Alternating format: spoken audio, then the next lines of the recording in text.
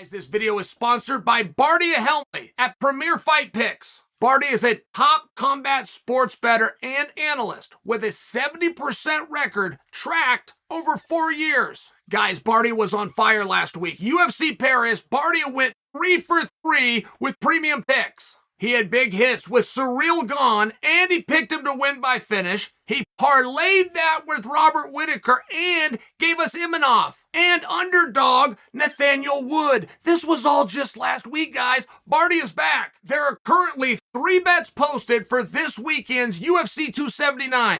4 bets posted for next weekend's fight night, Sandhagen versus Song, and a big bet posted for the upcoming Adesanya versus Pereira fight. A subscription will get you instant access to all of this and more, so don't miss out. Go subscribe right now at PremierFightPicks.com. And guys, in real time, I just hung up the phone with Bardia. He wants me to remind you, you can follow him on Instagram at Premier Fight Picks, and sometimes he's going to give you free bets and always a great analysis.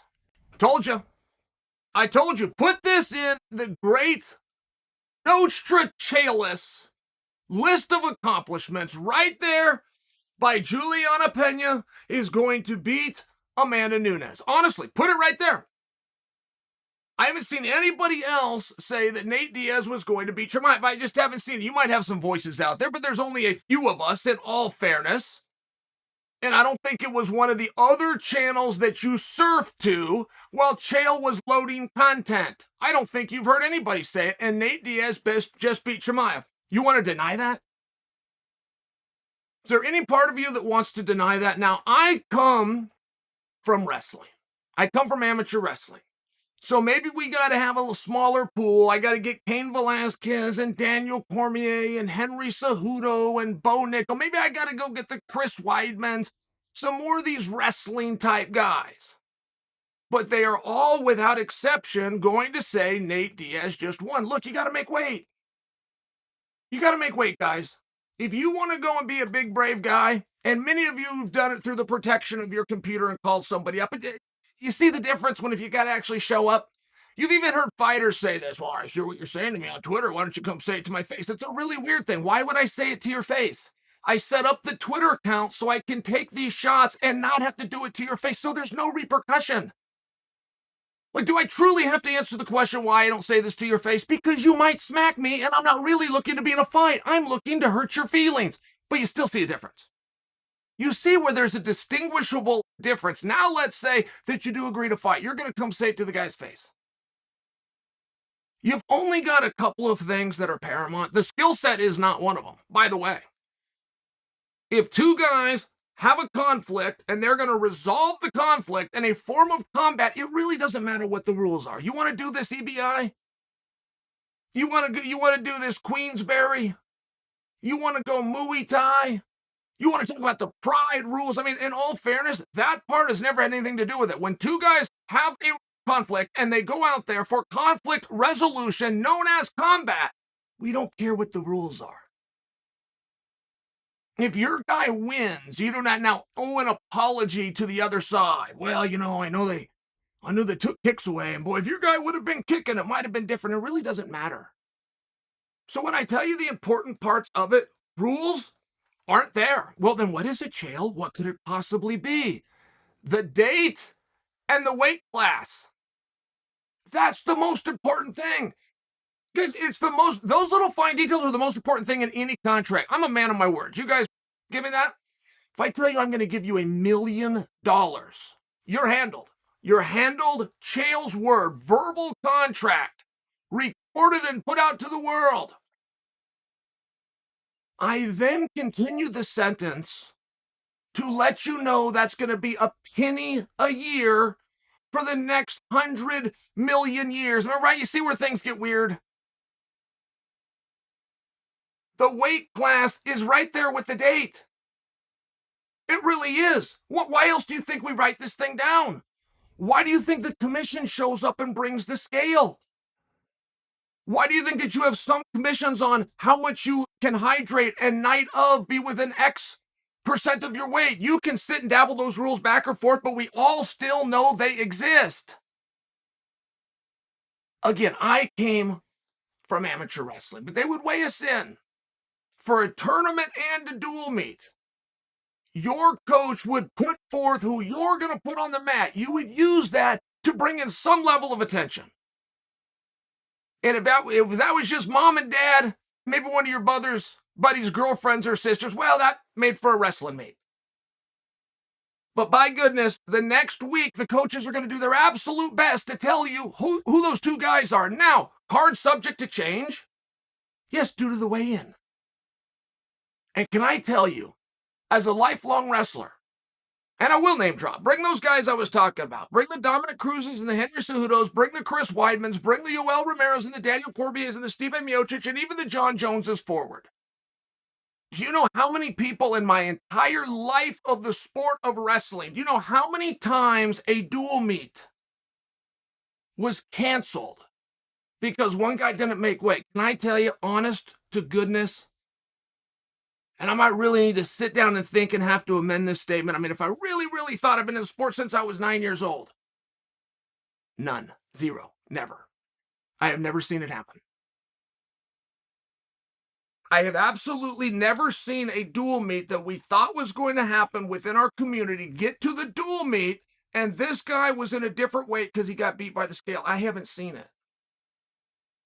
I could make much broader statements of telling you the Olympics finals match has never failed to be contested because one guy missed weight. I could go further to tell you, in the entire illustrious 100-plus year of the NCAA, there has never been a championship match that wasn't contested because one of the finalists missed weight.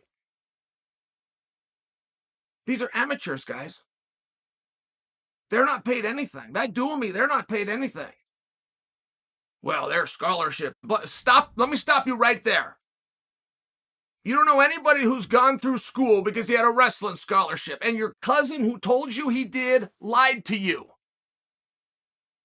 That's the God's truth. If your father told you he went through college and never had to pay a bill because if he was on that wrestling team, your father lied to you. You don't know anyone that got through school on a wrestling scholarship. Now, I assure you, yes, it does happen. Yes, it is, but there are a few guys. I'm just saying you're not one of them, and you don't even know one of them. That's how rare it is. Those guys don't have to do anything. The ones that are getting their scholarships and whatever part of that is, beating the scale will never affect that.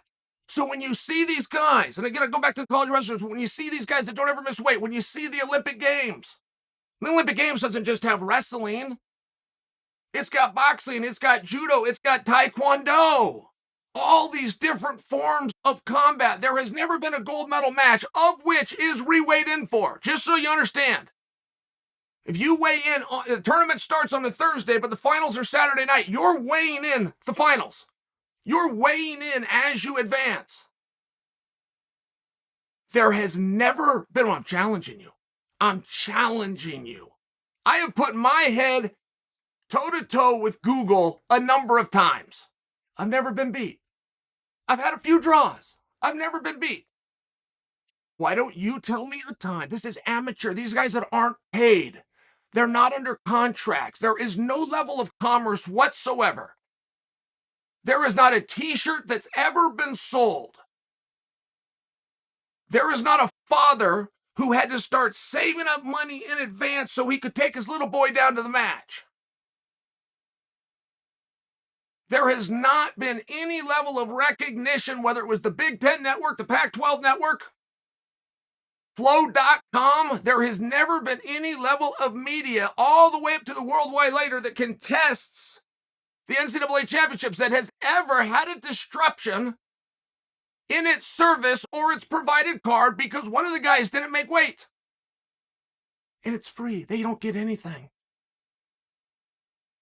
All you get if you make that scale is you get to take on another guy who's damn good enough to be standing opposite you, and they still make weight. Always. And there are a few who say, I'm scolding you. I'm coming out and I'm scolding, I'm yelling at you, but it's because this gets taken for granted. It really does. All the way down to Charles Oliveira, who had upset our community that they took his belt off. And if we're not going to take the belt, if there's not going to be a repercussion, what are we putting the guys on the scale in the first place for? Why are we doing that? Jake Paul versus Rahman. There was a rule that was pretty unique to the jurisdiction, of which was New York, but we still understood it. Why is that? Why does that matter? And this all started on a job site somewhere. Some guy's son got his ass kicked at school and had to try to explain it to his buddies. So to explain away why Junior got touched up, the guy explained to his friends that the other kid was bigger. Shucks, the guy 3 inches taller. When he's in the 2nd grade. We're barely getting in kindergarten. I hear it's a pretty good fight. Junior's at home today and he's all iced up. I mean, it's one of these things. And then when it happens, when it's your buddy's kid who took the lumps, you let him pass. You tell him, you go, my goodness, guy had 10 pounds on God. He was fighting a giant. It's one of these things. But whether we accept it or not, whether we pretend to accept it or not, or whether we were Junior and it was our pops covering for us, we do all understand. If the guy was bigger, if you fought a guy but he was big, we understand that it matters. We understand how much weight matters.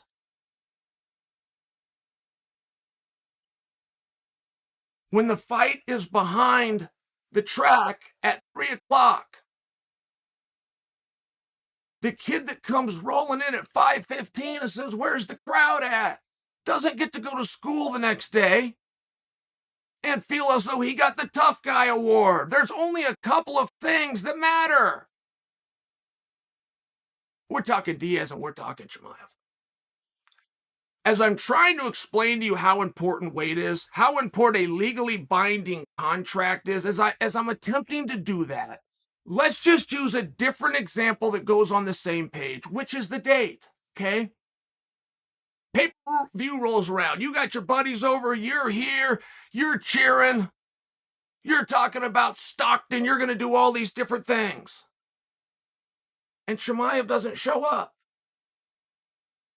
And the card goes on and this and that and whatever's in between. But Sunday rolls around and Chimaev is on Instagram standing in the middle of T-Mobile and going, what's the deal? Here I am. You're all going to go, you missed the date. You missed the date. You don't get credit. The date was yesterday. Now, weight and date, and the example that I just gave, these aren't exactly there.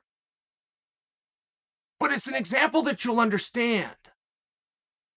It's an example that absolutely matters. There has been a few of us who care about our predictions, whether we're great or not, but we have the balls to come out and say them. I told you Nate Diaz was going to win this fight.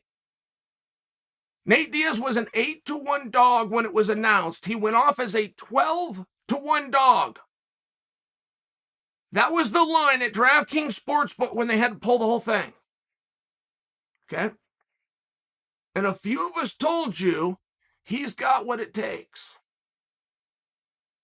And I'm not telling you he's a better striker. You never heard me say that. I'm not telling you Nate Diaz is a better grappler. You never heard me say that, not once.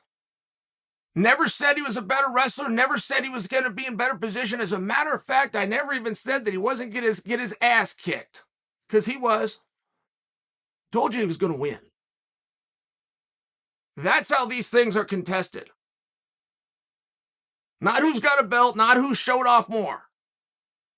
Who can win at one specific moment that is enough to end the evening?